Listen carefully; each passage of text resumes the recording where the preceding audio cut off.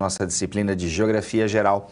E a gente vai falar hoje, né, de dois continentes. A gente dividiu o nosso conteúdo entre os continentes para ser trabalhado. A gente vai falar de dois continentes, não, na verdade um continente e um subcontinente. A gente vai pegar mais do ponto de vista geológico, que normalmente quando eles são noticiados, eles estão associados a problemas extremamente sérios, né? Problemas que envolvem ou miséria, ou problemas que envolvem atentados terroristas ou guerras, até mesmo guerra civil, né?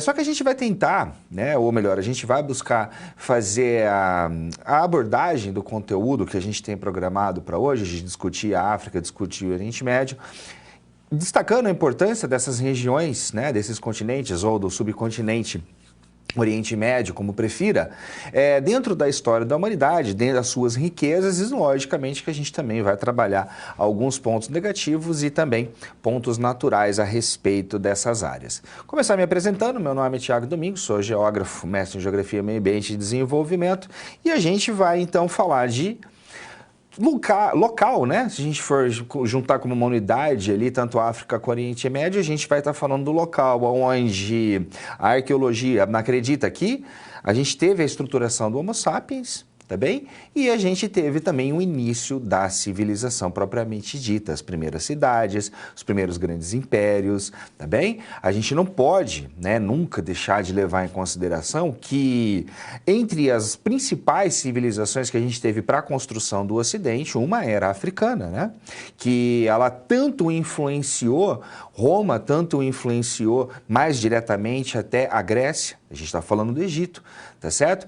Quando a gente fala do Oriente Médio, a gente tem que referenciar que nós temos ali um ponto de importância gigantesca para a estruturação de grande parte, né, da moral, pelo menos, que a gente pode dizer, do Ocidente. A gente está dizendo que ali foi o berço das grandes religiões ocidentais que a gente tem, né, o judaísmo, o islamismo e também o cristianismo, tá? A gente tem que levar em consideração que a influência desses povos da antiguidade até hoje faz parte também do nosso cotidiano. Quando a gente olha para o nosso país, quando a gente olha a estrutura cultural que foi construída, né, do Brasil, desde a invenção do Brasil pelos portugueses, ali em 1500 até os dias de hoje, a cultura africana faz parte do nosso cotidiano. E dependendo da área do país onde você está nesse momento, com certeza a cultura árabe também faz parte do seu cotidiano, tá bem? Porque a gente tem uma quantidade expressiva, né, de imigrantes árabes que vieram para cá. O Brasil tem a segunda maior população libanesa do mundo, só perde para o Líbano, por exemplo, e a gente tem influência, né, de famílias árabes no nosso país e dentro da nossa história, tá bom? Vou dar uma olhadinha no que a gente tem para trabalhar no nosso quadro resumo. Então a gente vai ter, né, a gente vai buscar compreender relações entre a sociedade e a natureza, entre a África e o Oriente Médio por meio da geografia, que é o que a gente vem fazendo a partir dos conteúdos, né, que estão programados. Vamos trabalhar aspectos físicos, econômicos, humanos e culturais, tanto do continente africano como também do Oriente Médio. Temos como pauta para discussão hoje, então, aspecto natural, aspecto populacional e econômico, tanto da África quanto do Oriente Médio. Todos esses são complexos, né? Seja do ponto de vista da extensão da África, né? A extensão do continente africano, ele é gigantesco. Tá?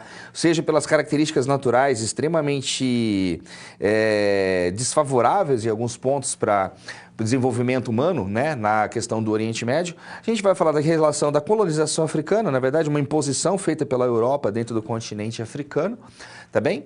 Sobre a questão de migração e refúgio, certo? O Oriente Médio e a África sofrem com uma evasão de moradores decorrentes de diversos problemas, desde guerra civil até mesmo relacionados a questões naturais, e o conflito dentro do Oriente Médio. Logicamente que a gente não tem aqui o objetivo de trabalhar exaustivamente a questão dos conflitos dentro do Oriente Médio, porque é um tema extremamente complexo, tá? É um tema que tem um processo histórico muito longo, é um tema que ele depende, né, de uma análise sobre vieses diferentes, tá? Então a gente não tem como foco trabalhar os conflitos de uma forma exaustiva, mas sim pontuar como uma característica que a gente tem dentro do Oriente Médio atual, principalmente no que se refere à questão que envolve, né, Israel e a Palestina.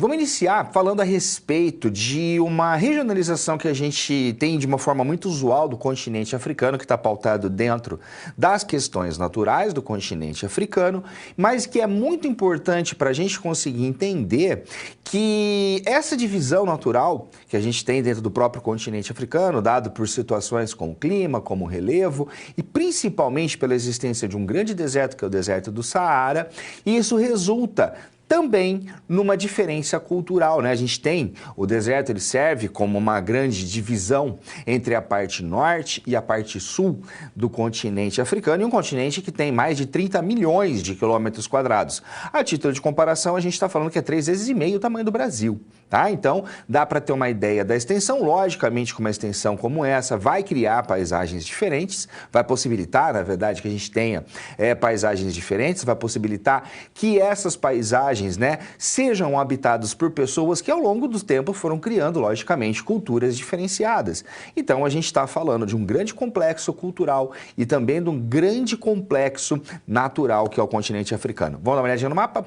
Temos o seguinte, então, quando a gente fala sobre o continente africano, a gente está falando de 54 países, 1,2 bi, tá?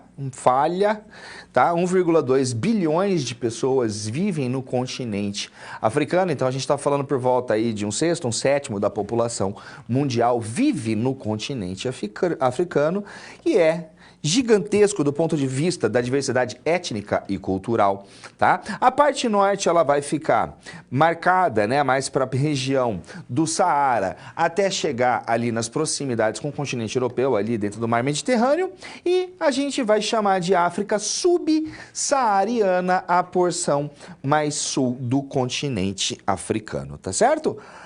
Essa paisagem, essa faixa, né, de terras que a gente chama de continente africano, logicamente, que além das suas paisagens e suas culturas, tem muita riqueza mineral que sempre foi alvo de exploração de colonizadores, né? Mas tem uma faixa que a gente, se a gente vai falar um pouco mais especificamente sobre ela, que é uma faixa que tem de sentido latitudinal, perdão, entre 500 e 700 quilômetros, tá? E aqui a gente está falando de 5.000 quilômetros longitudinalmente, que é chamada de Sahel. Tá? O Sahel ele é uma zona de transição. Em primeiro lugar, ele é uma zona de transição.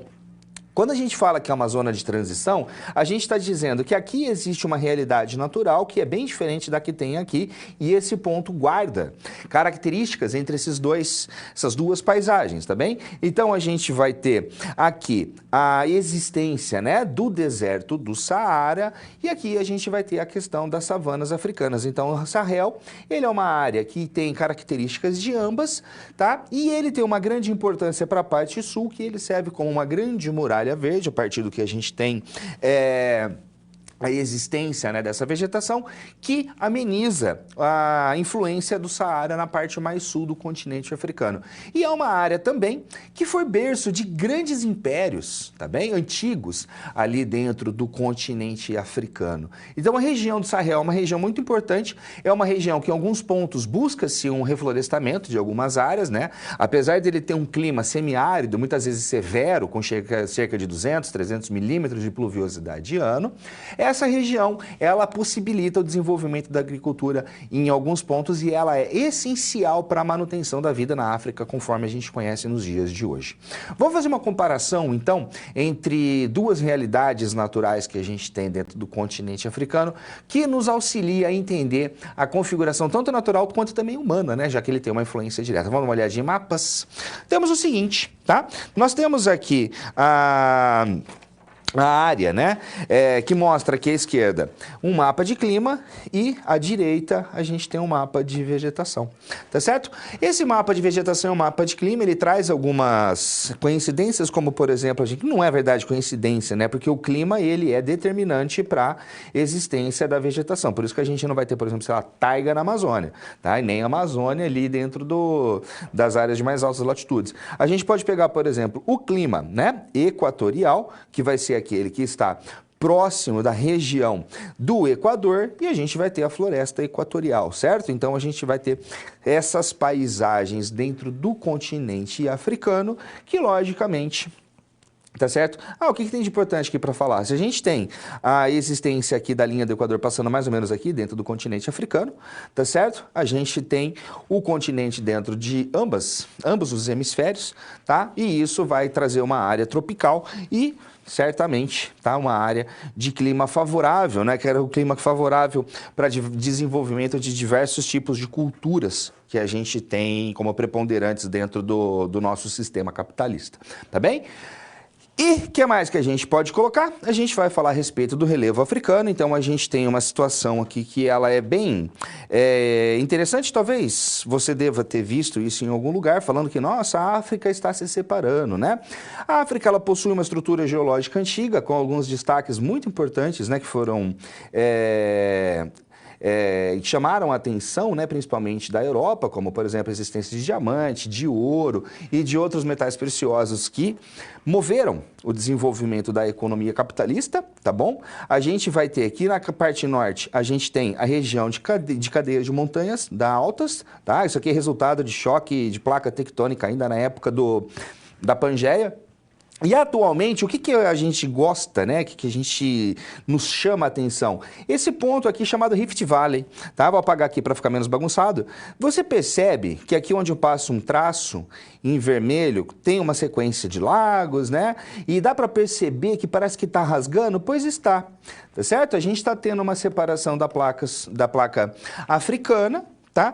Essa placa africana, ela está tendo um ponto mais a leste que está arrumando mesmo para lá do leste e a gente tem o restante do continente que está indo para o lado oeste. Ou seja, a gente está tendo a separação do continente africano. Nossa, que divertido, a gente vai ver isso ficar muito separado? Não, a gente não vai, porque o processo é extremamente longo, mas ao longo de alguns milhões de anos, tá? Não estamos nem falando de milhares, estamos falando de milhões de anos, a gente vai ter uma nova estrutura, né, do nosso mapa mundi, certo? Que vai ser resultado dessa separação de um ponto que a gente vai dar o nome de chifre da África, que é a parte ali da Etiópia, tá certo? Do restante do continente africano. Esse pedaço, então, a gente chama de Rift Valley, tá? E o Rift Valley, ele está marcado por uma separação de placas tectônicas, então tem uma força levando parte para leste, força levando parte para oeste.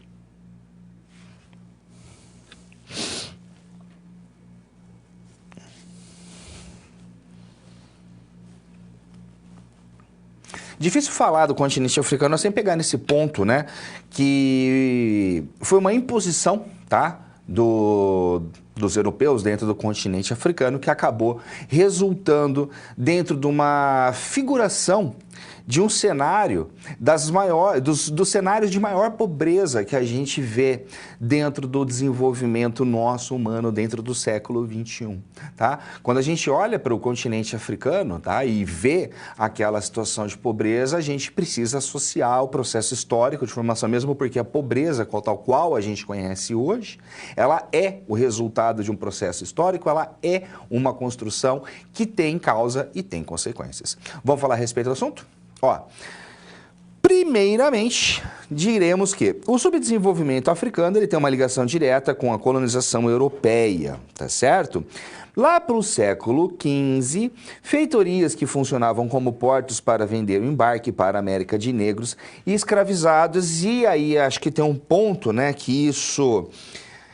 houve um certo ruído dentro de interpretação de algumas pessoas de destaque na mídia brasileira, dizendo que os portugueses nem entravam na África, que eram os africanos que entregavam as pessoas como mercadoria para os portugueses.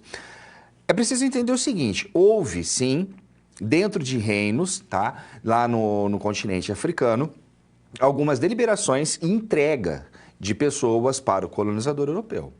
Tá? Eram pessoas que não eram bem-vindas, eram pessoas que foram escolhidas ali para que elas fossem enviadas como mercadoria, tá bem, para outros continentes. Mas dizer que os portugueses nem pisavam na África é não conseguir fazer uma correlação das mais simples possíveis, como, por exemplo, por que nós temos países na África que falam português?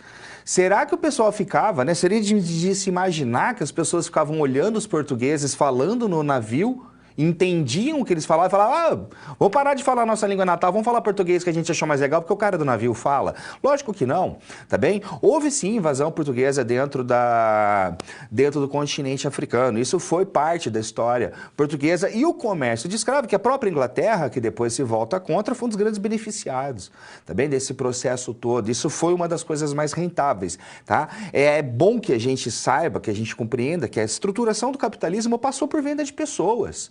Tá? A gente teve criação de riqueza vendendo pessoas, raptando pessoas e vendendo pessoas, pessoas que eram utilizadas, né? Na verdade, elas eram retiradas da sua própria concepção de pessoa, nem nome mais ela não tinha mais religião, ela não tinha mais deuses, ela não tinha mais família, ela não tinha mais nada, tá bem? Ela só tinha a obrigação de trabalhar pela dor, porque se não trabalhasse apanhava. Então, com suor e sangue se construiu também esse capitalismo e a gente tem que ter uma visão crítica sobre a própria formação nessa fase, sobretudo, quando a gente fala do século XV, século XVI, século XVII, a fase de acumulação primitiva do capital, entender que isso foi feito sim porque pessoas foram escravizadas. Daria para fazer assim a escravização de pessoas? Daria, mas a gente com certeza não teria o cenário que a gente tem hoje. Podia ser melhor, podia ser pior, podia ser diferente, mas igual nunca seria. Tá ok? Voltar?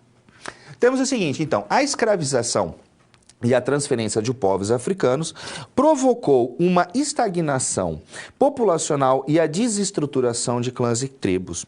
Então, tá? Entendendo que o processo teve sim, tá, influência em alguns pontos de povos mesmo africanos que acabaram entregando pessoas para a colonização portuguesa, mas os portugueses e outros povos da Europa chegavam dentro do continente africano para fazer rápido de pessoas também. A gente tem que entender que essa migração forçada que nós tivemos dos africanos resultou numa reestruturação cultural do mundo.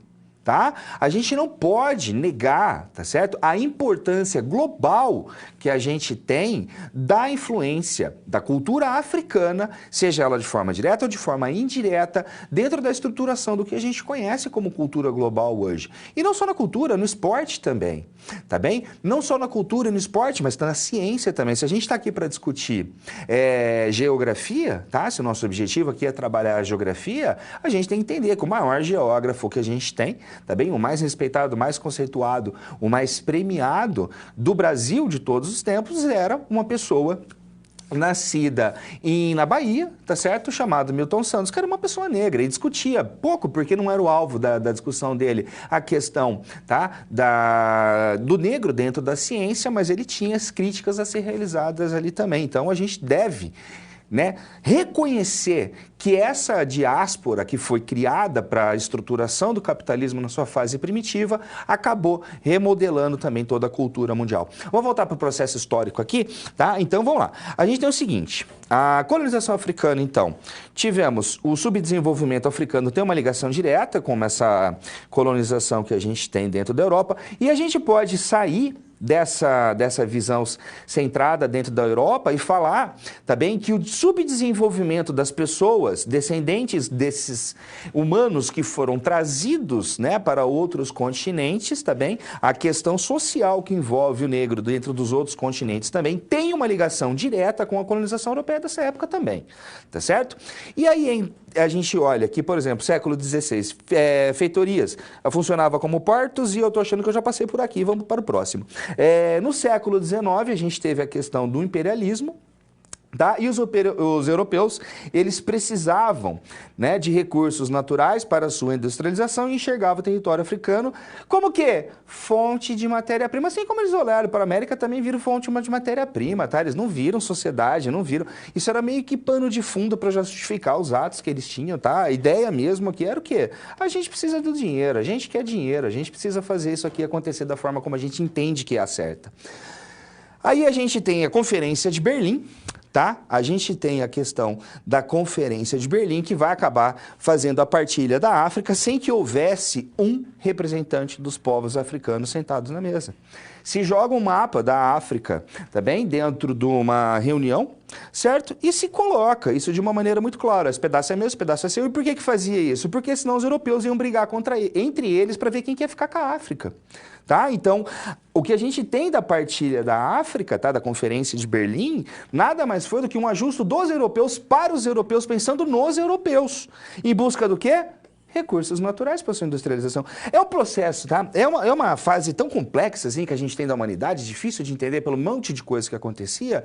Se a gente pega no ponto de vista da ciência, a gente estava, né, com ideias do darwinismo social, tá? Que isso culminou numa série de processos extremamente racistas, extremamente preconceituosos, extremamente eugenistas que justificavam esse tipo de ação deles. A gente estava tendo a estruturação do Estado Nacional alemão, a gente estava tendo a estruturação do Estado Nacional italiano, que iria culminar, né, poucas décadas depois com o movimento fascista, com o movimento nazista, que acreditavam que a superioridade deles, e a geografia tem muito a ver com essa história, tá? A superioridade deles fazia com que eles dependessem de mais territórios. Então, eles que eram melhores, tá bem? Eles que eram superiores tinham uma espécie de direito divino de procurar territórios e nesses outros territórios fazer o que bem entendesse ao seu próprio bel prazer, tá bom? Voltar lá para o quadro falar mais de partilha da África, então a gente tem que a partilha, então, ela vai ter um novo ciclo colonial que desestruturou a organização política e econômica tradicional dos povos africanos de uma forma, né, extremamente marcante, porque povos que se odiavam historicamente passaram a dividir o mesmo território, e um território que para eles não fazia tanto sentido até então, né? De repente você acorda e você fala, ó, a partir de agora você é uma nação, você está num Estado Nacional. Gente, Estado Nacional é uma invenção humana. A fronteira dos países é uma invenção humana. Essas pessoas que lá estavam na África foram colocadas dentro de fronteiras que nem tinha sentido de existir para elas, tá certo? E os movimentos de resistência, como não podia ser diferente, né, resultou em aniquilamento. O resultado que a gente tem aqui, tá certo? É que, por exemplo, né, aqui em 1913, ó, século XX, tá? A gente não tá falando de tempos e tempos atrás. A Europa sabia muito bem o que existia de série de problemas sociais e por aí, decorrente da sua própria colonização, né? E acho que pelo menos a Bélgica merece muito destaque, porque quando a Bélgica acaba ali, né, chegando no Congo, ela promove, tá, provavelmente o pior massacre colonizador, tá, o mais brutal que a gente teve durante toda a história. A França, igualdade, liberdade, fraternidade para os povos franceses, para os franceses, né? Quem não for francês, eu quero território, eu quero ouro, eu quero diamante, tá certo? E por aí vai, mais do mesmo. Alemanha, Grã-Bretanha, a Alemanha surge só agora, né? Grã-Bretanha, Itália, Portugal. Itália tentou porque tentou mesmo pegar a Etiópia, mas teve muito problema, mais apanhou do que conseguiu qualquer coisa aqui. Portugal não pisou na África, não dá para falar isso, né? Espanha, tá certo? E alguns estados que não conseguiram ser dominados, como, por exemplo, aqueles que tanto tentou a Itália. Tá certo? Dentro da colonização africana ainda temos para colocar aqui, século XX, a gente vai ter um processo de descolonização, mais voltado para uma espécie de abandono. Fala, ó, a gente foi aí, dividiu o território, matou vocês, quem sobreviveu, que se vire, né? Então agora vocês vão estar jogados ao bel prazer e a gente vai chamar vocês de livre. Enfraquecimento político e econômico dos países europeus que haviam passado pela Segunda Guerra Mundial, tá? Inspirou os movimentos de independência e uma nova ética. Olha, a gente demorou a história da humanidade, chegamos no século XX para criar uma moral de ocupação e exploração de território dos próprios. Beleza, a gente acabou com vocês a história inteira, agora você é livre, tá? Se vira. O que mais a gente tem? Reflexo. Eu não vou chamar de reflexo, a gente pode chamar, na verdade, de consequência. Tá? A consequência desse tipo de processo foi que a descolonização não representou oportunidade de promover nada dentro do continente. Pessoas que odiavam moravam juntos, tá certo? Pessoas que se detestavam, povos que eram inimigos históricos estavam juntos dentro de um território que eles nem sabiam o que significava. Fronteira dos novos povos e países se tornaram a base de limite para a antiga colônia europeia e acabaram unindo em um território, grupo étnico com crenças antagônicas. Isso aqui faz parte da história da humanidade, né? Se a gente olha, por exemplo, o quão a religião já afastou pessoas, né, por pensarem de maneira diferente, tá? E acabou acentuando as diferenças e hostilidades. E aí a gente passa por uma fase de neocolonialismo, aonde esse neocolonialismo, e a gente vai ter que os países, eles se inserem dentro do sistema global, eles se inserem dentro do século XX, como quê? Né? Como produtor de matéria-prima. Então, dentro de uma divisão internacional do trabalho, a história da África a coloca atualmente para fazer o quê?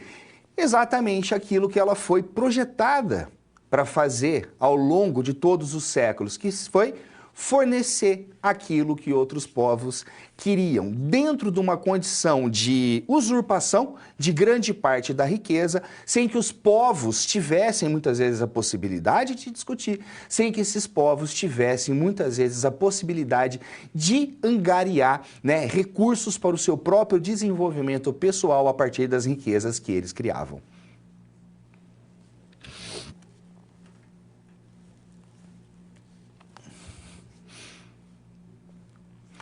População africana que é bem grande, né, e bem separada do ponto de vista étnico-cultural, principalmente quando a gente olha a parte mais norte, que está ali voltada para o Mediterrâneo, né, que tem a sua característica árabe, tão marcante ali de Marrocos, de Líbia, até mesmo Egito, né, Egito que também é um país muçulmano, e a gente tem a África, que a gente vai chamar de subsaariana, que é aquela que está ao sul do Saara, marcada principalmente pela população negra, tá bom? Vamos dar uma olhadinha aqui que a gente tem sobre eles. 1,2 bilhões de pessoas, bilhão na verdade, bilhões agora me dão um tilt, continente rural com projeção urbana em 2035, mas a gente tem um problema seríssimo lá, que é uma coisa que os países pobres, né, que não participaram do início da industrialização, mas aqueles que começam a se industrializar, sobretudo no século XX, passam, que é um processo de urbanização extremamente acelerado. Então, quando a gente olha o crescimento das favelas das grandes cidades africanas, a gente percebe que esse crescimento ele é extremamente expressivo e extremamente problemático, tá bom? Temos altas taxas de natalidade e uma mortalidade infantil também alta, que está relacionado ao problema da pobreza. Na verdade, os problemas da pobreza fazem parte do cotidiano do continente africano, fazem parte do cotidiano das pessoas que vivem ali na África, né? Como, por exemplo, a gente tem que dos piores IDHs do mundo, a África acaba tendo destaque, principalmente dentro da África subsaariana, tá certo? Temos altas taxas de analfabetismo e a gente tem que as expectativas de vida são baixas, geralmente. Pobreza, conflitos internos. E esses conflitos internos aqui é que a nossa mídia, né, quando a gente tem uma guerra que acontece dentro de países europeus, né, que estão dentro do centro da economia global, insistentemente eles vão mostrando as pessoas, as guerras, as destruições, os nomes das pessoas, as famílias que ficaram sem seus entes queridos, né? É passado para a gente de uma forma bastante até mesmo sensacionalista. Quando a gente olha para os conflitos que a gente tem dentro do continente africano, que a gente está falando de mutilação de crianças, tá?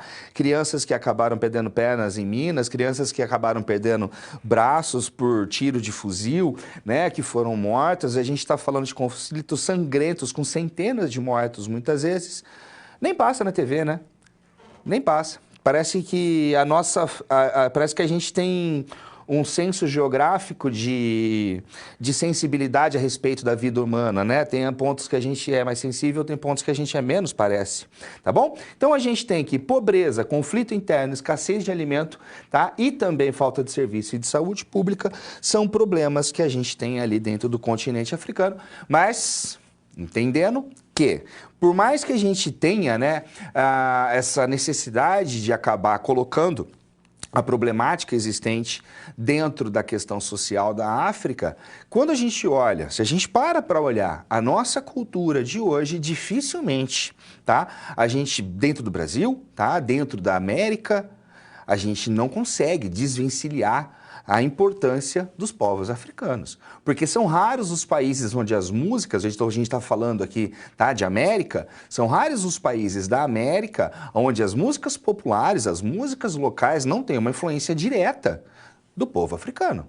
Aí a gente está falando desde o samba brasileiro ao blues dos Estados Unidos, que acabou derivando, né, até o rock. Se a gente pega, por exemplo, o Michael Jackson, foi uma das pessoas mais famosas do mundo ali na década de 80, 90, tá bem? Era uma pessoa negra que começa cantando gospel, tá bem? Se a gente pega a música cubana, música jamaicana, né, tão famosa a música jamaicana, aí a gente está falando de ska, a gente está falando a respeito do reggae, tá bem? São todas elas fincadas, têm seus pés fincados dentro do continente africano. E isso faz parte do nosso cotidiano, as derivações fazem parte dos nossos cotidianos. Se hoje a gente está numa fase tão difundida a respeito do funk, né, no Brasil, não um funk clássico que eu vou dizer ali dos Estados Unidos, a lá James Brown, tá? A lá James Brown, a lá Parliament, tá certo? A lá tantas pessoas maravilhosas que fizeram esse ritmo, principalmente na década de 70, década de 80, ganhar todo o mundo, né, com suas vestes, características. A gente tem o funk brasileiro hoje também, que ele tem um pé fincado, logicamente, dentro do continente africano. Beleza? Certo? Vamos falar um pouco da economia da África, senão a gente vai até o infinito falando a respeito da influência cultural dos africanos dentro da nossa vida. A gente tem, então, e eu estou usando africano aqui como um termo extremamente genérico, tá? Como todo mundo que se refere ao continente, pelo fato que o processo de retirada dessas pessoas das suas casas e a colocação deles na distância de pessoas que nem se conheciam, tá certo? Dificulta muito a gente pontuar quais são cada setor da África onde vieram essas pessoas. As pessoas foram apagadas, né? A história delas foram apagadas, tiraram o sobrenome delas, tá bom? Economia, logicamente, tá? A gente está falando de um país com dificuldade, de um continente com dificuldades econômicas, onde a gente tem uma base da agricultura e pecuária, extrativismo mineral e vegetal como ponto importante dentro da sua região, tá? Aí a gente tem aqui, na África do Norte, agricultura de subsistência, tá? Regiões agrícolas de destaque ali na região do Vale do Nilo, e Magrebe significa o ponto oeste, tá certo? Que é formado basicamente por Argélia, Marrocos, Tunísia e, dependendo da interpretação, por Líbia, que eram reinos, tá? Árabes no extremo oeste ali da cultura árabe. Então a gente tem lá que o Saara dificulta muito a pecuária e a gente vai ter extração de petróleo. Egito, Líbia e Argélia gerando receita, mas a gente tem que, assim como casos que acontecem na América do Sul, o dinheiro do petróleo, tá, não vai parar em benefício da população. A África subsaariana, que é a maior parte em território, apresenta grande propriedade monocultora voltada para a exportação, onde a gente vai ter cultura tropical, extrativismo mineral. Pasmem, tá? Mas o extrativismo mineral da África subsaariana é parte da acumulação primitiva da família do Elon Musk, que se torna depois o homem mais rico do mundo, tá bom? Então, diamante, ouro, ferro, cobre, bauxita e carvão, e a malha de transporte do continente, ele tem a sua estrutura voltada para o interior. Aproveitando que a gente está aqui, vai. Industrialização. Os países são, via de regra, pouco industrializados. Aquele que mais recebeu um parque industrial vindo principalmente da Europa, tá? Que foi da Alemanha e da Inglaterra, foi a África do Sul, tá? Então ela possui o parque mais diversificado, tá bom? A Europa chegou a acreditar, né, que ali fosse ter um boom em industrialização, mas acabou não ocorrendo como o que estava sendo pensado. Aí a gente tem o setor petroquímico na Argélia e também no Egito, e as indústrias voltadas para o processamento de produtos agrícolas e também minerais, ok? Temos um baixo índice de industrialização que pode ser explicado pela falta de investimento internacional no país, tá? No continente. Bem, a gente tem que entender que dentro dos processos históricos, tá? Aqueles que desenvolveram a indústria tiveram um passo à frente no que diz respeito à acumulação de capital, tá certo?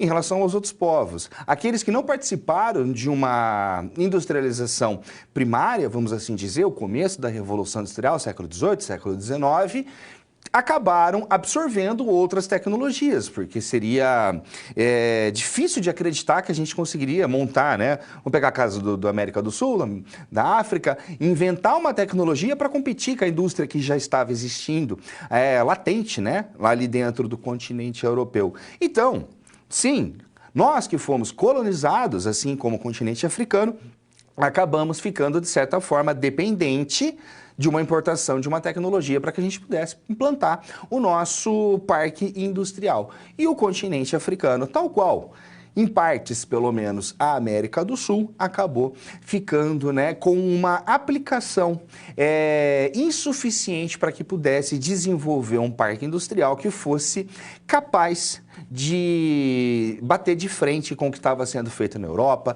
com o que estava feito nos Estados Unidos, tá certo? Então, se a gente tem um continente que hoje sofre com tantas mazelas sociais, né, com tanta falta disso, com falta daquilo, a gente precisa entender que uma parte considerável, talvez, né, a principal parte disso é o resultado de um processo histórico colonizador que teve como único objetivo arrecadar fundos, dinheiro, tá certo? Para que a gente desenvolvesse a economia global, desde o século XV, pelo menos até o início do século XX.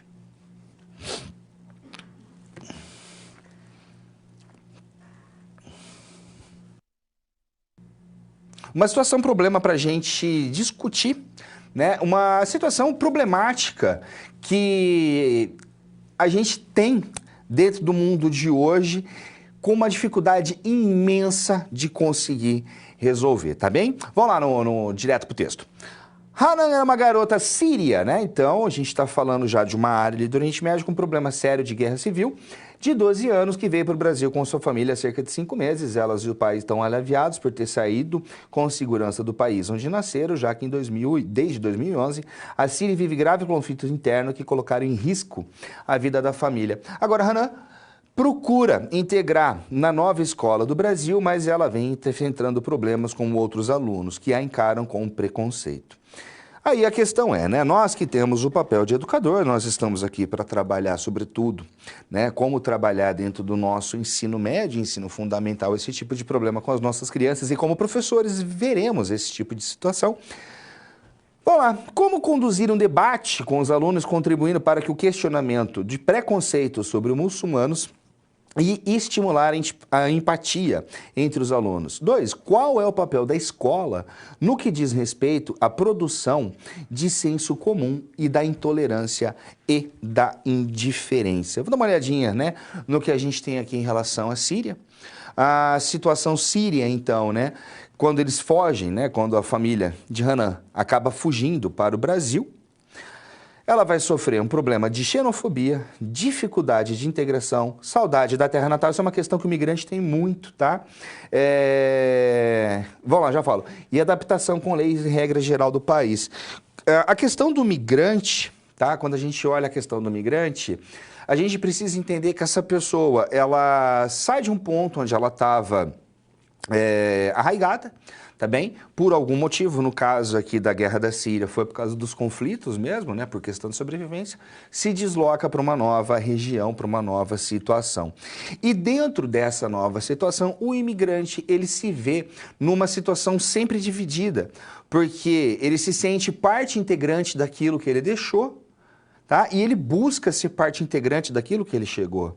Muitas vezes o sentimento do imigrante, depois de um tempo, por exemplo, é de se tornar um apátrida, um cara que não consegue mais se reconhecer como um pátria X ou pátria Y, tá bem? Se perde essas raízes, você fica. E quando a gente está falando da questão de pátria, eu estou indo muito além de um patriotismo desmedido e até mesmo xenófobo. Não, pelo contrário, a gente está falando de questão cultural. A gente está chamando de pátria, tá? Mas no sentido de lar, de casa, sabe? Comer na casa da avó, sabores, paisagem, brincadeira de criança, o que você viveu, aquilo vai perdendo e você está indo para outro lugar e isso te causa um conflito. No caso que a gente tem dos muçulmanos, tá? Dos árabes até mesmo, a gente pode pegar de maneira geral, se criou, né, provavelmente isso se multiplica pós atentados de 11 de setembro de 2001 nos Estados Unidos, uma certa aversão ao povo de origem árabe, porque ele passa a ser associado a uma questão completamente desmedida, que não faz sentido, tá bem? Nenhum de trabalhar, que é associar com terrorismo. Ora, se fosse assim, se a gente pudesse fazer uma associação étnica a uma questão como essa, seria como dizer que todo branco, por exemplo, tem relação com o nazismo, com o fascismo. Tá certo? Não faz sentido fazer esse tipo de associação, mas essa associação ela foi colocada, porque vejo que a mídia tem um papel preponderante dentro da criação dessa situação de trabalhar de uma forma exaustiva a questão que envolve, né, os terrorismos, associando sempre a pessoa do árabe, a pessoa do turbante, sem respeito, muitas vezes, à própria cultura. Então, quando se mostra, né, grupos terroristas, grupos perigosos mesmos, parece que se busca enfatizar a etnia, tá, e relacionar com isso. Logicamente que quando a gente olha para a nossa realidade, isso acaba sendo transpassadas na forma de xenofobia, na forma de preconceito. Para um povo, tá? Que fique muito claro, para um povo que foi o povo que foi responsável, por exemplo, dentre uma das milhares de coisas que o povo árabe fez, que foi extremamente importante para a civilização ocidental, foi proteger os escritos gregos dentro da Biblioteca de Alexandria. Tá bem? Então a gente deve muito aos árabes, às universidades árabes colocadas ali na Espanha, por exemplo. O que a gente tem de conhecimento de astronomia hoje, tá bem? É um povo, a medicina árabe antiga, como isso foi importante para a estruturação nossa, tá bem? Então, a cultura árabe faz parte do nosso cotidiano também e a gente tem que saber, enquanto professor, enquanto professora, saber dissociar e demonstrar, ó, a gente tem palavras árabes dentro do nosso cotidiano, a gente tem comida árabe dentro do nosso cotidiano, né? Quibe, esfirra, a gente tem uma série de coisas, a gente tem rede de fast food árabe dentro do Brasil, criada para o brasileiro com ascendência árabe, né? Tá bem? Então vamos lá fechar essa SP aqui. Papel da escola, tá? É promover sempre um ambiente de tolerância independente da etnia que se trate. Não faz sentido a gente chegar em pleno século XXI, não faz sentido, tendo que enfatizar isso. Faz sentido, sim, porque a gente chegou no século XXI com diversas mazelas sociais que a gente arrasta ao longo da nossa própria existência. A professora ela pode continuar realizando debate com os alunos, contextualizando religião no mundo, tá bem? E explicar também que a questão do árabe, né? A questão do islamismo, tá certo? O islamismo como religião, árabe como uma etnia, são fundamentais dentro da construção do mundo, certo? E, lógico, né? A coisa mais óbvia que a gente teria para dizer é que não faz sentido nenhum relacionar islamismo com extremismo. Pessoas, tá, são extremistas, religiões não são, tá bem? O objetivo da religião não é colocar-se de forma extrema. Pessoas que não gostam, que têm preconceito, podem vir a fazer relações, tá certo? Com a questão de botar a religião como culpada a respeito de ato de algumas pessoas. Se assim fosse, a gente teria, né, a mesma liberdade. Se a gente pode fazer isso com o islamismo, por que a gente não pode falar, né, que o catolicismo, então, teve uma relação direta com toda a parte que envolveu a questão tá? Me fugiu a palavra agora, de tudo que eles fizeram dentro do Oriente Médio e falar que o catolicismo seria também, não, pessoas da Oriente Médio, não, perdão, Idade Média, tá? Seria como fazer esse tipo de relação. O catolicismo não é o que aquele ponto do catolicismo fez, o islamismo não é o que os terroristas de origem árabe e religião islâmicas fazem.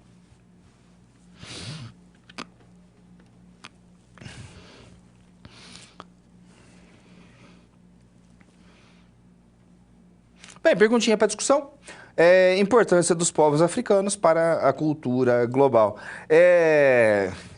Para mim, tá? Eu acho que o que se torna mais aparente dentro da influência da cultura negra, dentro de toda a cultura global, é a música. E eu digo para mim, tá certo? Por quê? Porque eu sou uma pessoa que cresceu ouvindo, né, na casa dos meus pais, bossa nova, que cresceu ouvindo samba, que cresceu ouvindo pagode, que tudo tem origem negra, né?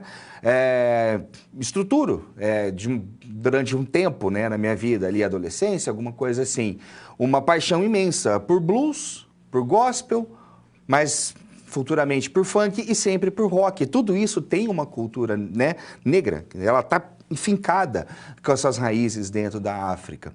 Quando a gente olha música de diversos outros pontos do mundo, quando a gente olha, por exemplo, o desenvolvimento da própria música europeia do século XX, que ela vai ter uma influência direta da música dos Estados Unidos, que é uma música que vai nascer do gospel, que vai nascer do blues, que vai nascer negra, tá certo? A gente tem, não seria o que... Não haveria Beatles, não haveria Rolling Stones, não haveria Pink Floyd a ser discutido se a gente não tivesse a influência negra. E além disso, a gente tem que colocar a influência também religiosa no Brasil é muito forte, tá bem? A gente tem uma religião, o umbandismo, né, é uma religião brasileira de raiz africana, tá desenvolvida aqui dentro do país, mas de raiz africana, então a gente pode falar que a gente tem também uma influência religiosa dos povos africanos dentro da cultura. A cultura brasileira tem um monte de coisa, né? Culinária. Bem, se os negros, tá? A partir do momento que eles foram se espalhando de forma forçada pelo mundo, eles foram também remodelando toda a culinária global, tá certo? A gente teve isso, influências muito fortes da comida crioula do sul dos Estados Unidos, por exemplo, da comida brasileira, daquilo que a gente aprendeu a comer com os negros também, daquilo que os negros, né, que associam os escravizados no Brasil, de como, por exemplo, a questão da feijoada, a questão da cachaça, tá certo? A gente tem da rapadura, a gente tem essa influência também dentro da nossa vida. E a questão do esporte. A questão do esporte, ela é bem importante porque a gente tem que... Uma parte considerável dos grandes atletas que a gente teve nas Olimpíadas, né, nas Copas do Mundo, e em determinados esportes, eles foram negros. A gente pode pegar até os chamados... esporte de pessoas mais ricas, né, que ultimamente a gente teve o Tiger Woods sendo destacado como o melhor golfista de todos os tempos, né, a gente teve a questão do Hamilton dentro da Fórmula 1, se a gente colocar o Pelé, considerado o maior atleta do século, e tem um ponto que eu acho que mostra muito o poder de influência da cultura negra, da luta negra no mundo também, pelos seus direitos, e a questão do esporte, que foi a Olimpíada de 1968, tô tentando colocar aqui, mas acho que era, tá? De 1968, onde a gente teve o Tommy Smith, tá? E o John Carlos, que eles acabam ganhando o primeiro e terceiro lugar na Olimpíada nos 200 metros rasos, e eles, né, ao pódio, eles sobem fazendo o gesto dos Panteras Negras, olhando para baixo, não olhando para a bandeira dos Estados Unidos, de punho em riste, utilizando aquele momento para demonstrar, tá bem? O poder, né, que tinha o movimento negro naquele sentido nos Estados Unidos, onde tanto se discutia o fim de um apartheid não legal que existia nos Estados Unidos e busca, certo, de maior equidade social entre brancos e negros naquele país. Então, se a gente olha tudo o que os povos negros fizeram, tá bem?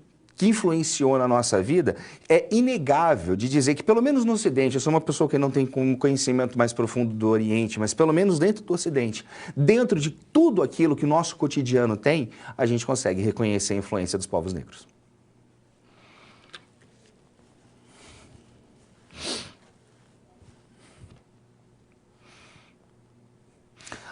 dando uma pincelada a respeito das condições físicas naturais do Oriente Médio, e a gente vai falar uma pincelada porque a gente não tem uma complexidade assim tão grande para falar da questão de relevo, hidrografia do Oriente Médio. A gente está falando de uma área basicamente desértica, né? Vamos dar uma olhadinha? Temos o seguinte, então, porção que era diferenciada da Ásia, a gente chama aqui de Oriente Médio, então essa área que vai do Afeganistão até a Turquia, ok? Então ali ainda dentro da Turquia a gente vai ter uma parte europeia aqui, tá certo? Lá em Istambul. Então a gente tem que é um ponto, tá? Se você joga War, já jogou War, sabe, Oriente Médio é um ponto geopolítico de extrema importância, tá? Quando a gente pega as teorias geopolíticas, por exemplo, essa área aqui eu estou extrapolando o desenho, tá? De propósito, chegando até a Ucrânia, vai ser considerado que muita gente chama de Heartland, né? O ponto core, a parte principal de dominação do mundo. O que temos, então? Aspecto natural. Turquia. Na Turquia há clima e vegetação mediterrânea, tá? No Mediterrâneo, né? Mas prevalece clima semiárido e árido também acompanhado de formação vegetal xerófita, que são vegetações adaptadas a esse tipo de clima e estepes. Recursos hídricos são escassos, tá? Isso a gente pode deixar de forma geral para todo o subcontinente, destacando o Tigre e Eufrates, que foi o berço da humanidade, e também o Jordão, que é um rio de extrema importância bíblica, né? E as regiões em que ocorrem oásis são fundamentais para o desenvolvimento urbano e para a prática de agricultura. Problema muito sério que tem lá é a água, né? Na verdade, não é excesso de água que é o problema, mas a falta dela. Isso resulta, inclusive, em conflitos.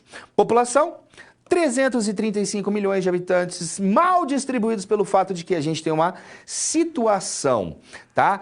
Natural que não é favorável ao adensamento populacional, tá certo? Então a gente acaba tendo grandes vazios demográficos e relevantes concentrações populacionais no mar Mediterrâneo, Golfo Pérsico e no Vale do Rio do Jordão e também na Mesopotâmia, tendo Turquia e Irã como os dois países que são considerados mais populosos. Aí os grupos étnicos principais são árabe, turco, persa ou iraniano e o curdo, né? O curdo, que ele é um povo que nos traz a uma discussão muito boa a respeito do Estado Nacional, né?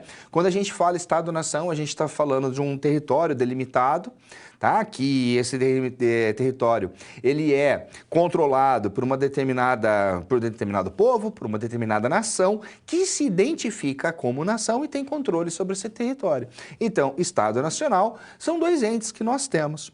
Quando a gente olha o povo curdo, tá? O povo curdo é um povo que está espalhado ali pela parte mais leste da Turquia, mais ou menos, tá bem? Tendo população também dentro do Irã, do Iraque. É um povo que se estabelece enquanto nação sem território, tá certo?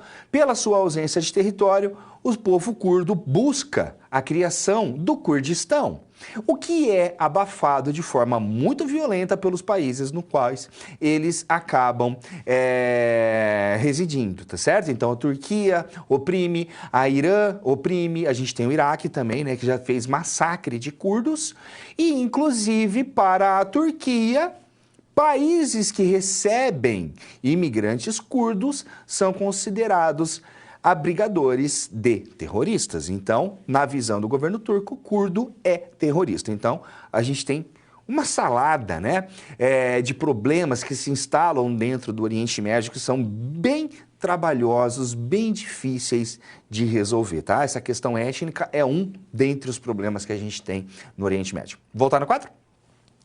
Temos o seguinte: nós temos uma alta dinamização econômica promovida pela receita do petróleo. Se a gente fala, tá, de Oriente Médio, a palavra petróleo normalmente vem à cabeça, né? Isso tem a atração de bastante imigrantes, tá certo? A gente tem uma alta taxa de urbanização, mas também nós temos países ou áreas desses países que são de base agrícola. Nós temos uma expectativa de vida alta em alguns países. É bem complexo a questão populacional do Oriente Médio, porque tem muito dinheiro, mas esse dinheiro é pouco distribuído. Se nós pegamos os PIB per capita, né, dos países do Oriente Médio que são produtores de petróleo, a gente vai obter um resultado de PIB per capita comparativo com outras áreas do globo, que são muito expressivos. Porém, quando a gente passa a analisar a situação da população dos países que lá estão inseridos, percebemos que a distribuição é muito ruim. Ou seja, o petróleo gera muita riqueza? Gera muita riqueza, mas essa riqueza fica concentrada na mão de poucas famílias, tá bem? E muitas vezes o que a gente tem é uma miséria acabando sendo distribuída para toda a população dos países produtores de petróleo.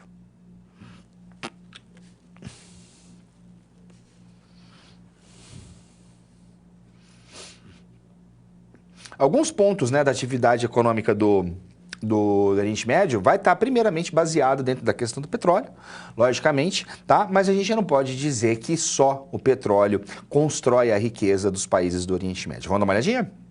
A gente tem o seguinte, ó, o que a gente tem de mais expressivo? Petróleo, tá bem? E a exportação do petróleo. Então, a gente tem que a agropecuária, em alguns países ela se destacam, e um país que tem um tipo de agricultura muito sofisticada, né, como está colocado aqui, é Israel, tá bom? Israel, ela consegue fazer uma agricultura que está baseada, tá, na dessinalização ali do mar Mediterrâneo, tá certo? E também do aproveitamento de água de esgoto. Então, eles tratam o esgoto até conseguir fazer com que esse esgoto tenha a possibilidade de ser utilizado dentro da irrigação de lavouras. E lá dentro de Israel, os kibbutz, né? São as organizações já tradicionais que se tem para o plantio. Outra coisa que se destaca dentro do continente ou do subcontinente do Oriente Médio é a produção de ovelhas e também de cabra, tá bem? Então a gente tem bastante pecuária extensiva de ovelha e cabras, inclusive feito, né, por grupos nômades. Vamos dar uma olhadinha na indústria? Indústria, temos que Turquia e Israel se destaca, né? Israel, principalmente pela questão de armas, tá? Israel é um grande produtor de armas, ok? E de equipamento para a guerra. A Turquia tem uma indústria automobilística, química e também de produção de joias que são relevantes, e Israel, produção de componentes eletrônicos, medicamentos, equipamentos de irrigação, arma e também tecnologia, tá? Tecnologia desenvolvida por Israel, tá? Dependendo da área que for, é de extrema qualidade, tá certo? Sobre o petróleo, então onde a gente tem grande concentração no Oriente Médio, mas não só no Oriente Médio, o país que tem a maior reserva estimada é a Venezuela, ok? E a gente tem uma dinâmica de produção do petróleo que vai fazer com que a gente compreenda por que o Oriente Médio tem essa diferença, por que não tem petróleo em todo lugar do mundo, né? Por que a Arábia Saudita tem tudo isso? Ó, produção de petróleo, produção natural, tá certo? A formação geológica do petróleo, vamos lá, colocar de forma direta e reta. Formação geológica do petróleo demanda algumas características naturais. A primeira, a gente precisa de um ambiente com água, tá bom? Um mar raso, alguma coisa assim, um lago, tá bem? A gente precisa que nessa região haja uma proliferação rápida da vida. Rápida eu tô falando dentro de tempo geológico, tá? Então a gente precisa ter uma acumulação de vida dentro dessa região, e essa vida, né, como faz parte do processo de existir, ela acaba morrendo, ela acaba chegando até o fundo desse corpo, né, que a gente tem ali, desse mar raso, né, dessa plataforma continental, o que for. Quando a gente tem isso, tá, a gente vai ter uma acumulação dessa matéria, tá, dessa matéria rica em carbono, né, que vai ser basicamente fitoplâncton, que vai ser basicamente pequenos animais, tá?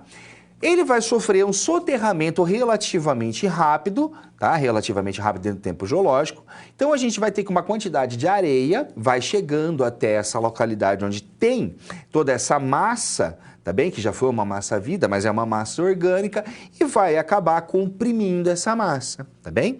Esse processo de compressão dessa massa vai fazer com que ela perca materiais voláteis, e ela vai, com o tempo, virando algo próximo de um óleo, tá bom? Como o óleo, ele tende a subir, tá certo? Por ele não ser assim tão pesado, ele vai subir e até chegar na superfície, caso algo não aconteça. Tá bom? Caso algo não aconteça. O que pode acontecer para que a gente tenha, né, que esse processo de subida do petróleo seja interrompido? Uma capa de sal, por exemplo. A gente pode ter um evento geológico que faça com que uma capa de sal sirva de uma camada impermeabilizante para que o processo fique, para que esse petróleo fique preso. Por isso que, no Brasil, a gente vai dizer que a gente tem um petróleo que fica no pré-sal. A gente tem uma camada de sal, que é uma camada capeadora, e a gente tem a acumulação do petróleo na parte de baixo. Vamos dar uma olhadinha no esquema? Temos o seguinte, então, aqui, ó, tá? Então, ó, esse material que a gente tem aqui, ele vai tender a se compactar, ele vai se tender a virar óleo, ele vai tender a subir até chegar na superfície. Se uma capa, tá bem? Se uma massa capeadora acabar resultando na estanqueidade dessa subida, a gente vai ter que vamos ter um bolsão de petróleo aqui sendo colocado. Ah, professor, se chegar na superfície, a gente pode chegar a ter poço de piche, né? Então, quando a gente olha que poço de piche por alguns lugares aí dentro da história foram utilizados pelas pessoas, é porque essa massa conseguiu chegar até a superfície.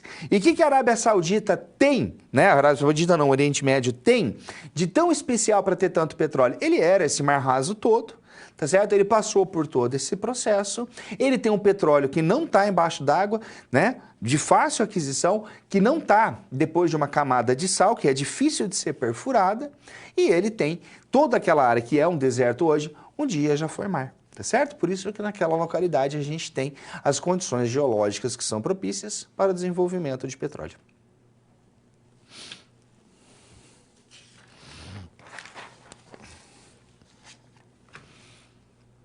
Infelizmente, a gente precisa dizer que o Oriente Médio, de certa forma, ele é marcado por conflitos, né? Por sangrentas guerras civis. A gente teve recentemente uma série, né, recentemente, que eu digo nos últimos 30 anos, uma série de guerras sendo travadas ali dentro do Oriente Médio, com algumas vezes, né, motivos difusos, tá bom?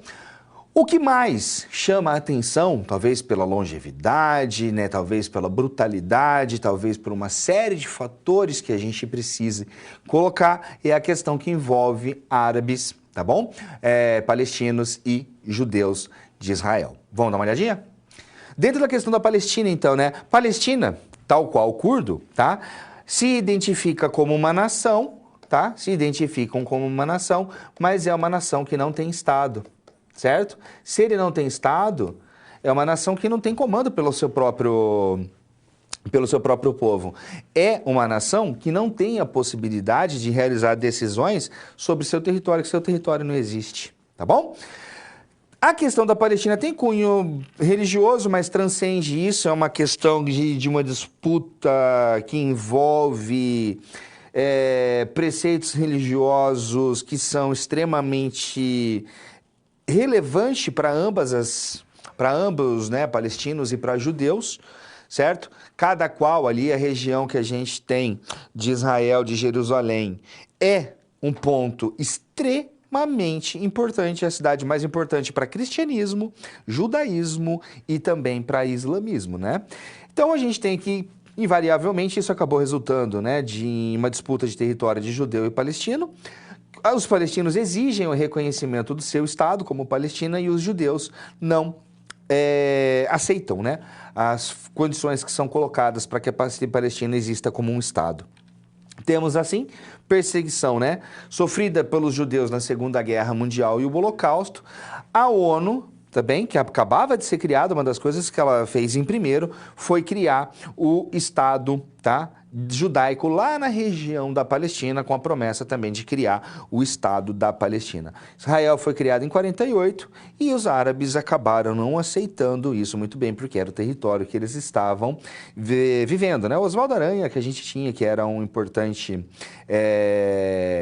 diplomata brasileiro, acabou auxiliando a formação do Estado de Israel. A gente tem aqui em 47, então, o que está em marrom é o Estado palestino, o que está em amarelo é o Estado judeu, tá certo?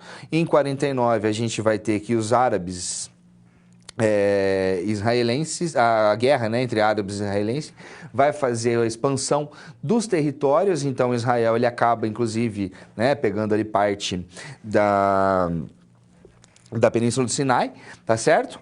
E ele acaba expandindo o seu território. 67 a gente vai ter aqui, né, a configuração, inclusive, do Sinai, que foi devolvido depois por Israel, tá certo? E a gente vai ter que, com o passar do tempo, a situação dos palestinos vai ficando cada vez mais complexas, o território no qual eles vivem vai ficando cada vez menor e as imposições realizadas pelo governo de Israel são cada vez mais severas e eles acabam ficando confinados em alguns pontos, tanto, né, a questão dos conflitos acabam sendo tão relevantes e tão conhecidos que faixa de Gaza, que é um ponto do território que se tem ali, né, que os judeus cercaram os palestinos dentro, acabou se tornando um sinônimo de área conflituosa, né? Tá certo? Se a gente tem a questão entre árabes e entre judeus, né, entre a Palestina e entre o Estado de Israel, um outro movimento conflituoso que vem chamando ao longo das últimas décadas, da última década pelo menos, a atenção de todo mundo é a questão que envolve a Síria. Em primeiro lugar, pela brutalidade que a gente teve do comandante ali, que foi o Bashar al-Assad. Vamos dar uma olhadinha no que a gente tem para falar sobre Síria? Síria, a gente teve que a Primavera Árabe, né, vai começar ali no norte da África, ela vai se espalhar, onde o povo árabe passa a pedir maior possibilidade de democracia, maior liberdade, coisa do tipo. Essa onda chega ali na Síria em 2011, quando chega o Bashar al-Assad, ele simplesmente, tá, começa a abrir fogo contra a população. Tá? O Bashar al-Assad, ele ordena que suas tropas fuzilem pessoas na rua, que abra fogo mesmo, que mate na bala a população do seu próprio país que estava pedindo reforma democrática, tá certo?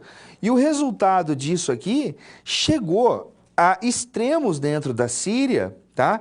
Que o próprio Ocidente não soube muito bem o que fazer, tá certo, né? A gente tem que fazer aquela leitura de que a questão da Síria não é tão relevante para a Europa como outras questões, como a que envolve a Ucrânia, né? Para ter tanto investimento, para tentar segurar a situação ali. Mas o que se viu foi massacre mesmo, não tem outra palavra a ser dita. Tá bem? O governo de Bashar al-Assad massacrou sua própria população, ao ponto de usar arma química contra o próprio povo que se tinha ali. Mas coisas, né, que a gente precisa olhar com uma certa criticidade quando acontece, que a comunidade internacional, assim, se espantou, achou horrível, mas não se envolveu de uma forma tão direta com o que está acontecendo ali na Síria, né? A comunidade internacional temia que houvesse grupos e milícias inimigas de extremistas islâmicos dispostos a tomar o poder após a queda de Bashar al-Assad. E o Estado Islâmico poderia tomar a Síria, né? O Estado Islâmico aí, entendido como grupo terrorista, poderia derrubar a fronteira e impor ao maior território possível um califado, né? Haja vista que o Estado Islâmico ele visa fazer a construção desse califado, tá bom? Certo? Então, dentro da guerra da Síria, a gente puxa a discussão acerca da migração e refugiado. Por quê? Porque essas guerras, logicamente, que causam, né? Então, a gente tem que os sírios hoje se espalharam pela Europa porque eles acabaram fugindo. Quando a gente fala de migração, tá? E de refugiados, a gente está dizendo de pessoas que normalmente passaram por um processo de retirada, de saída de suas residências de maneira forçada, como, por exemplo, desastres ambientais, tá? O vulcão entrou em erupção, acabou com a cidade, foge, não tem mais cidade, tá? Perseguição política, perseguição étnica, perseguição cultural, aqui envolve também a questão religiosa, né? Imagina que se, por exemplo, um determinado grupo religioso começasse a perseguir outro, tacar fogo nos seus templos e começar a mandar ele embora, falando que ele era do demônio e coisa do tipo, e não aceitasse. Isso pode resultar também numa fuga. questão de guerras, como a questão que envolve, né, a Síria, e busca de melhor condição de vida, que isso aqui normalmente está associada não a uma migração forçada, mas uma migração espontânea. E aí a gente tem uma situação bem interessante a ser colocada, né? A gente chama de imigrante aquele cara que está fugindo, a gente chama de refugiado aquele cara que está fugindo. Você já parou para pensar que pessoas ricas também mudam de lugar, né? Pessoas que não tem problema. Por exemplo, a pessoa virou TikToker aqui no Brasil, fez uma dinheirama brutal, assim, famosa no mundo inteiro e resolveu, sei lá, morar em Hollywood. Foi para os Estados Unidos, está morando em Hollywood. A gente não vai chamar ela de imigrante, normalmente o pessoal vai chamar ela de investidor, né? Olha só que beleza. Então, muitas vezes o termo migrante, o termo refugiado, está associado a uma situação, né? Às vezes até mesmo pejorativa, tá bom? Voltando lá para o quadro, então, a gente fala de Convenção de Genebra, que é aquela que vai estabelecer garantias legais para os refugiados. Lembrando que países, né, como Itália, Alemanha, quem mais que a gente pode colocar que foi bastante importante aqui? Poloneses, né, e uma série de países da Europa acabaram fortalecendo a etnia brasileira, vamos assim dizer, né? A cultura brasileira, a estruturação do povo brasileiro, quando eles, passando por momentos horríveis econômicos, de fome, de guerras dentro da Europa, migram para outras áreas, inclusive para o Brasil, tá? E são hoje países, principalmente a Itália. A Itália é o país que é porta de entrada para imigrantes vindos, sobretudo ali da região do Mar Mediterrâneo, tá? São países que são signatários da Convenção de Genebra. Então, né, que coloca que aquele que, em razão, né, de perseguição de qualquer natureza, vê-se obrigado a buscar refúgio em outro país e preservar a vida, tá? Então, aqueles que são signatários desse tipo de pessoa, da Convenção de Genebra, são obrigados, né, a acabar aceitando esses refugiados. E o resultado disso dentro do mundo é uma maior competição do mercado de trabalho. Essa discussão que envolve a competição do mercado de trabalho, normalmente ela está associada da camada mais pobre dos países que recebem os refugiados. Porque os refugiados, se imagine, tá? Sendo uma situação de desespero, saindo, embora do Brasil, indo para a Argentina, por exemplo, sem saber falar espanhol, sem ter dinheiro, sem ter nada, chegando lá pedindo ajuda para poder comer, e você vai competir com quem dentro de um mercado de trabalho, né? Provavelmente você vai competir com as pessoas que têm maior dificuldade de inserção dentro do mercado de trabalho, que seja mais técnico, né? Que seja mais rentável também. Tá certo? Então, as populações pobres, muitas vezes, dos países que recebem os refugiados, acaba criando, tá, uma certa aversão ao refugiado, porque o refugiado chegando, fazendo o trabalho dele, desesperado, cobra menos. Aí a gente tem um rebaixamento do salário, tá bom? Volta lá. Temos o seguinte, temos a questão da imigração ilegal de trabalho escravo também, tá? Inclusive aqui a gente tem um ponto que a gente não pode deixar passar, que é a questão da venda de pessoas que a gente tem, principalmente para o mercado do sexo, tá certo? Temos um fortalecimento da discriminação atribuídas aos imigrantes internacionais e uma xenofobia que cresce. Século XXI, passamos por tudo que passamos para estar discutindo mazelas, né, que parecem que está incrustada dentro dos nossos mais primitivos formas de conseguir pensar, de se relacionar, tá bem? Pois é, a gente tem uma xenofobia crescente, inclusive dentro do país que você está agora. A gente tem também pressão sobre o sistema de saúde e recurso econômico em muitos países, tá? Os controladores de fronteiras estão cada vez mais rigorosos por questão de segurança interna, impedindo a entrada de imigrantes em situação regular, tá bom? Irregular. Ou seja, a gente tem um cenário extremamente complexo no que diz respeito à questão dos imigrantes. A gente tem um mundo que está muito centrado dentro de seus próprios estados, né? E parece que simplesmente a gente não vai criar uma possibilidade de construção mútua do mundo, então a gente vai continuar criando situações de refugiados, situações de imigração e todos os problemas que esse tipo de evento acaba acarretando.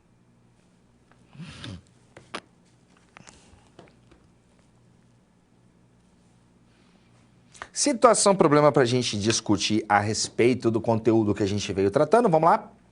Temos o seguinte, então, Bucadra, tá? Família dos Bucadra, composta pelo pai e 2 filhos, veio refugiada para o Brasil. O pai fez questão de seguir à risca os costumes que eles consideram corretos, muito comum, tá certo? Muito comum isso de acontecer, as pessoas mudam, migram e continuam com seus costumes, às vezes até mais forte. Tá bom?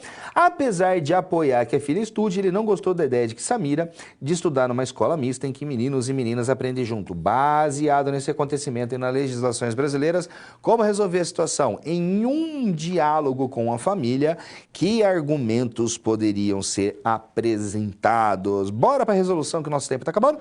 Temos lá, primeiro, entender a questão do choque cultural, né? Para os imigrantes, ele pode ser intenso quando é feita a opção por migração para países culturalmente diferentes. Uma sugestão é que a família do Bucadra converse com outras famílias na mesma situação que já tenham filhos frequentado a escola, porque escola para pessoas de sexo único no Brasil não é uma coisa muito corriqueira. Construção e de reconstrução de identidade. Guerra na Síria teve início em 2011 e não tem prazo para término. Assim, enquanto a guerra continua, é importante que os refugiados sejam integrados ao país e nós devemos, né, a construção do que a gente chama de povo brasileiro, nação brasileira, foi feito, né, basicamente por imigrantes, porque dentro da cultura europeia de colonização estava exterminar os povos originários. Tá bem? A gente tem uma integração indígena dentro da nossa cultura, sem sombra nenhuma de dúvida, mas dos imigrantes também. Seja de imigrante europeu, seja de imigrante árabe, seja de imigrante oriental, tá? E também, logicamente, de imigrante africano. Então, quando a gente vê a questão do recebimento de refugiados no Brasil, a gente, pelo menos, deve imaginar que refugiados, migrantes, são pessoas que construíram, né, a nossa identidade enquanto brasileiro. Então, que essas pessoas possam continuar vindo para cá e que a gente tenha estrutura para poder recebê-los.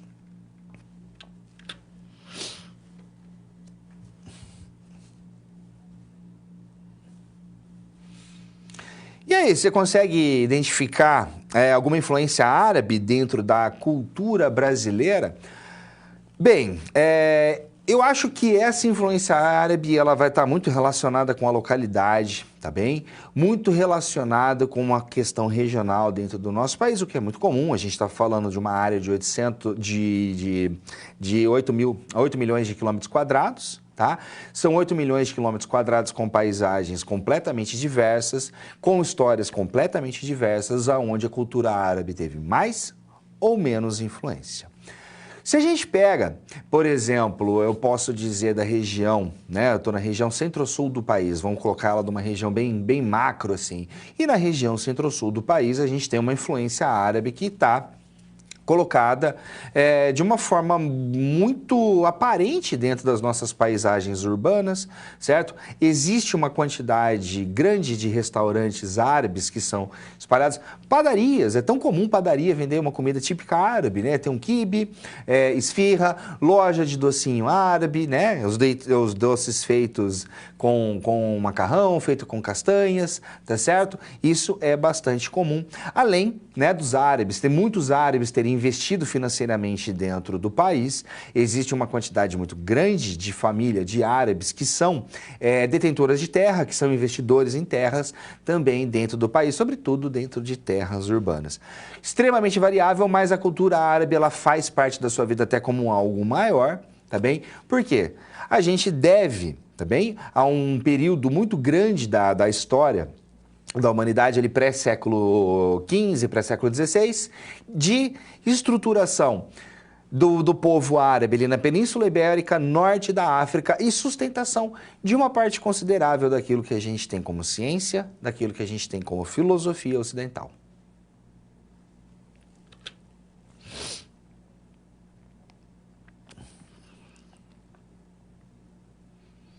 Pois bem, né? Nosso tempo acabando, a gente veio falando de bastante coisa, que não tem como não ter bastante coisa para falar, já que a gente está fazendo uma abordagem que envolve aspecto físico, humano, econômicos, certo? De dois continentes, ou de um continente, um subcontinente, caso prefira, no caso do Oriente Médio. Então vamos dar uma olhadinha no que a gente veio falando, né?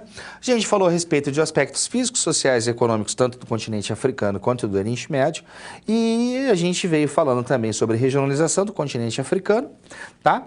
E da diversidade étnica e cultural, assim como o processo de colonização da África, que é essencial para você entender a existência do país, perdão, acho que foi a 10ª vez que eu falei país, né? Continente, tá? Africano e as suas consequências, e quais são os principais conflitos existentes ali dentro do Oriente Médio e seus efeitos populacional, tá?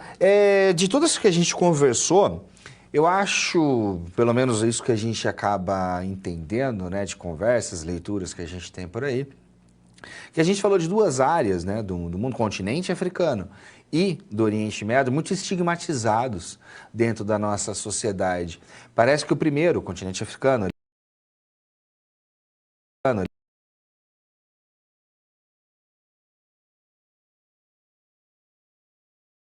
ele está sempre relacionado a uma questão de pobreza, uma questão de miséria. A questão do Oriente Médio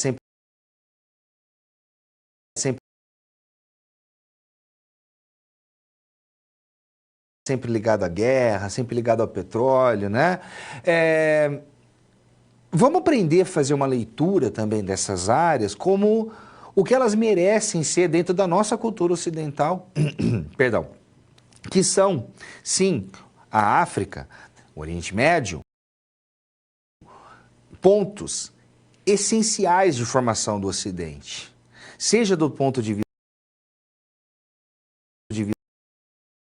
vista cultural, seja do ponto de vista filosófico, seja do ponto de vista de constituição da civilização. A agricultura provavelmente começou no Oriente Médio.